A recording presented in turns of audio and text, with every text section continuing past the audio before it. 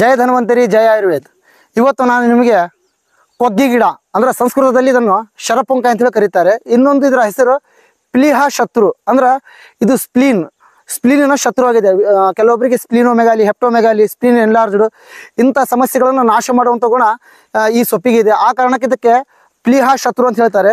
ಇದು ವಿಶೇಷವಾಗಿ ನಮ್ಮ ಯಕೃತ ಮತ್ತು ಪ್ಲೀಹ ರೋಗಗಳಿಗೆ ರಾಮಬಾಣವಾಗಿ ಕೆಲಸ ಮಾಡುತ್ತೆ. ಫ್ಯಾಟಿ ಲಿವರ್ ಸೊರಾಸಿಸ್, ಆಮೇಲೆ ಸ್ಪ್ಲೀನೋಮೆಗಾಲಿ ಆ ರೋಗವನ್ನು ನಾಶ ಮಾಡುವಂಥ ಶಕ್ತಿ ಇದರಲ್ಲಿದೆ. ಆಮೇಲೆ ಇದು ನಾನು ಕೆಲವೊಮ್ಮೆ ನನ್ನ ಅನುಭವದಲ್ಲಿ ನಾನು ಕಂಡಿರುವಂಥದ್ದು ಔಷಧಿ. ಕಿಡ್ನಿ ಸಮಸ್ಯೆ ಫೇಲ್ ಆಗಿ ಡಯಾಲಿಸಿಸ್ಗೆ ಬಂದಿರ್ತಾರೆ ಅಂಥವರು ಈ ಸೊಪ್ಪನ್ನು ಬೆಳಗ್ಗೆ 50 ml ಇದ್ರ ರಸ, ಆಮೇಲೆ ಸಾಯಂಕಾಲ ರಸ, ಊಟಕ್ಕಿಂತ ಅರ್ಧ ತಾಸು ಮುಂಚೆಗಡೆ ಇದನ್ನು ಸೇವನೆ ಮಾಡ್ತಾ ಹೋಗ್ಬೇಕು. ಅವ್ರು ಕ್ರಿಯಾಟಿನ್ ಎಷ್ಟೇ ಇರಲಿ ಕಡಿಮೆ ಹಾಕೊಂತ ಬರುತ್ತೆ. ಡಯಾಲಿಸಿಸ್ 2 ಸಲ ಒಮ್ಮೆ ಆಗೋದು, ವಾರಕ್ಕೊಮ್ಮೆ ಆಗುತ್ತೆ. ಹೀಗೆ ಮಾಡ್ಕೊಂತ ಬಂದ ಸತತವಾಗಿ 2 ರಿಂದ 3 ತಿಂಗಳವರೆಗೆ ಇದು ಸೇವನೆ ಮಾಡಿದ್ನಪ್ಪ ಡಯಾಲಿಸಿಸ್ ಸಂಪೂರ್ಣವಾಗಿ ಗೆಲ್ಲಬಹುದು.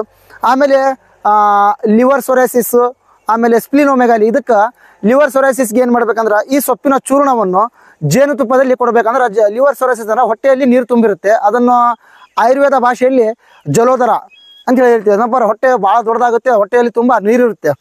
ಆ ರೋಗದಲ್ಲಿ ಈ ಸೊಪ್ಪಿನ ಚೂರ್ಣವನ್ನು 3 ಬೆರಳಿಗೆ ಬಂದಷ್ಟು ಜೇನುತುಪ್ಪದಲ್ಲಿ ತಗೊಳ್ತಾ ಹೋದ್ನಪ್ಪಾರ ಲಿವರ್ ಸೊರಾಸಿನಿಂದ ನಾವು ಮುಕ್ತಿ ಪಡಿಬೋದು.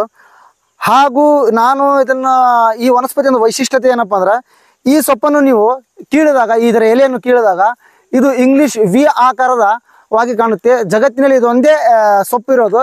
ಇದನ್ನು ಕೀಳಿದಾಗ ವಿ ಆಕಾರವಾಗಿ ರೂಪಿಸೋದು. ಈ ವನಸ್ಪತಿಯನ್ನು ನಿಮ್ಮ ಭಾಗದ ಕಡೆ ಯಾವ ಹೆಸರಿನಿಂದ ಕರೀತಾರೆ ಅಂತ ಹೇಳಿ ನಮಗೆ ಕಾಮೆಂಟ್ ಮೂಲಕ ತಿಳಿಸಿ. ಹಾಗೂ ನಿಮಗೆ ಈ ವಿಡಿಯೋ ಇಷ್ಟ ಆದಲ್ಲಿ ಲೈಕ್ ಮಾಡಿ, ಶೇರ್ ಮಾಡಿ.